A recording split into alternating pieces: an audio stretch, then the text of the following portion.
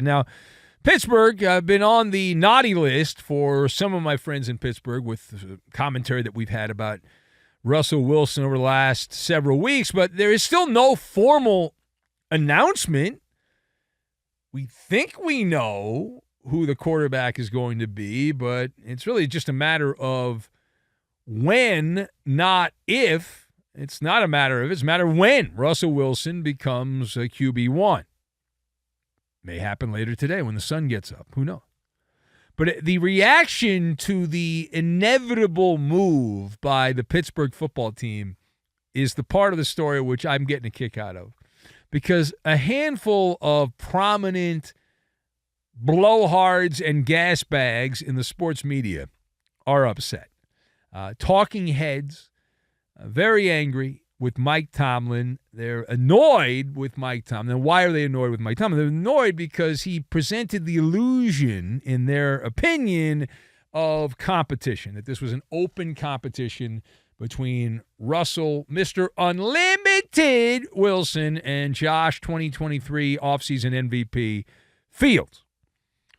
So it wasn't. We know that it wasn't. These people feel like they were led astray. The idea that Justin Fields had a fair chance to win the starting job and beat out Mr. Unlimited in Pittsburgh. So let us discuss the question.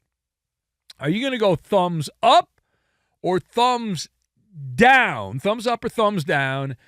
Did Mike Tomlin hornswoggle the media with this contrived quarterback controversy between Russell Wilson and Justin Fields?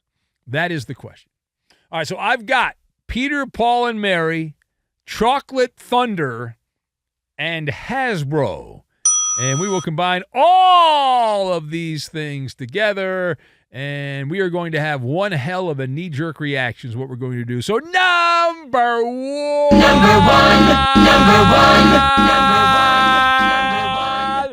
So I'm going to go thumbs down to answer the question. I'm going to go thumbs down, not thumbs up, thumbs down on the idea that Mike Tomlin hornswoggled people in the media. This is classic faux outrage. I love to call out faux outrage. I don't take part in faux outrage. I try to avoid the faux outrage.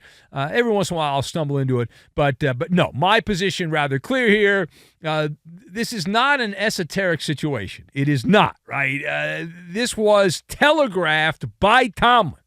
This whole thing was telegraphed. Read the room, right? If I'm doing the overnight show in a dark radio studio, although there are lights here because there's cameras, but nonetheless, generally dark, and I know what's going on, you're telling me that these talking heads can't figure that out? I'm smarter than these morons? Come on. Maybe I am. That says more about them than it does about me. But look at the situation here. It was all laid out on the table. Everything was there to see. Russell Wilson, let me explain it to you like you're 5 years old. So Russell Wilson gets let go by the Broncos. He goes to Pittsburgh. It's a quick romance. Kenny Pickett at the time was part of the Steelers. He immediately ends up asking for a trade. He goes to the Philadelphia football team. The reason he wanted out was because he was informed that Russell Wilson's going to be QB1 and he's not going to be the starter. So then the black and yellow went out and acquired Justin Fields from the Bears. All right, they gave up, I think, some pocket lid and a half-eaten bag of potato chips to get Justin Fields. So they got him.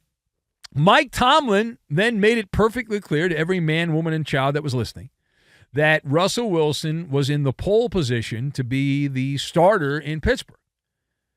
So let me rephrase that. Again, the only people who saw this as a legit quarterback controversy in Pittsburgh were listening to some old Peter, Paul, and Mary puff the magic dragon. All right, they were having a puffin' good time here. Russell Wilson and Justin Fields were both overmatched in the exhibition games.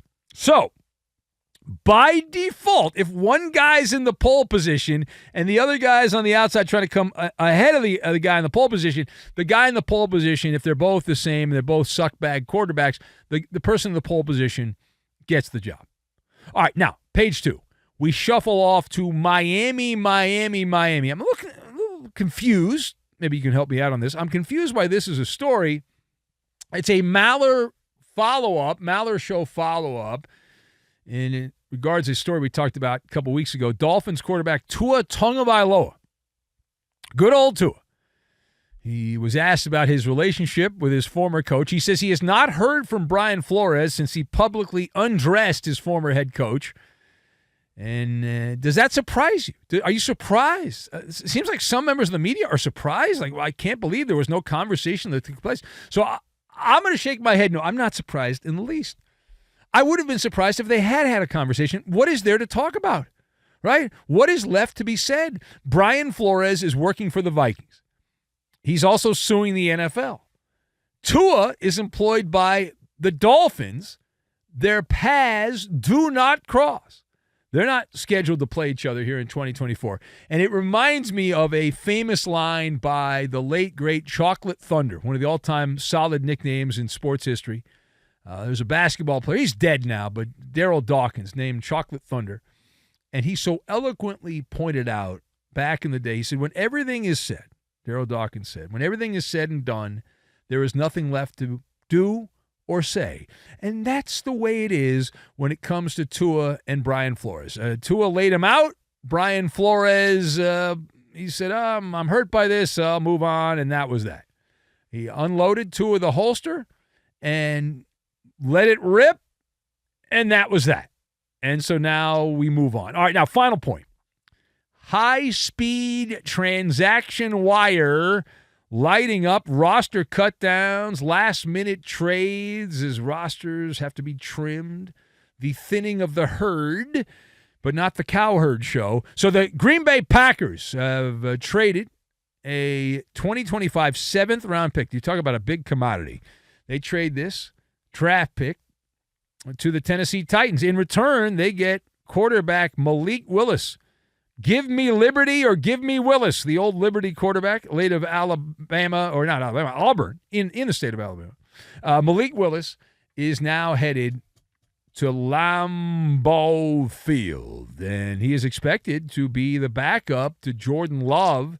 There was a quarterback battle for backup status, and both lost, at least according to this, because why else would you trade if you're the Packers for Malik Willis if you already had your backup quarterback? So, question for the esteemed panel.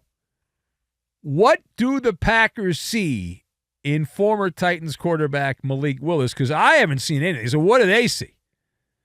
So it is a great question because Malik Willis did get a little cup of coffee with the Titans and looked like he had never picked up a football before. Like he would have been better playing volleyball than football, the way he played back in the day. But he has a high ceiling. That's what the nerds like to say, because he was drafted in the third round, but he had first-round talent, they said a couple years ago. He's got a charismatic personality, and, of course, he was also an abject failure. You have to have rose-colored glasses, right? You have to be a cockeyed optimist to celebrate Malik Willis. Change of scenery. He looked overmatched, absolutely overmatched. He was manhandled, but that was a small sample size. But Green Bay looks at this. Here's the way if I'm the Packers, I look at this, I'm like, okay, they probably liked him before the draft, coming out of Liberty, mid-round quarterback. They don't have a backup quarterback, so they need somebody. They need to put a body in there. And if Jordan Love gets hurt, they're cooked anyway, so who cares? So you have Malik Willis as the backup. They like his skill set, and it's really a Hasbro move. It's a Hasbro move that think of Malik Willis as neon green Play-Doh. And it's an arts and crafts project at this particular point for Malik Willis. And so the Packers are going to take that neon green Play-Doh and they're going to put him in the Fun Factory at Lambeau Field with the world's largest gift shop with all kinds of Packer memorabilia. And they'll try to mold him into a useful player behind Jordan Love. And then if something actually does work out, this is the old model they used to do in Green Bay where they'd always have, when Brett Favre was there, they'd have backups. And they even did this with Aaron Rodgers at the beginning. And you can say all the way through, actually, the way it turned out, where they always had someone who had perceived value as a backup. And then if that guy turns out to look good in practice, they can then trade him, use some skullduggery, and get some more draft picks in return.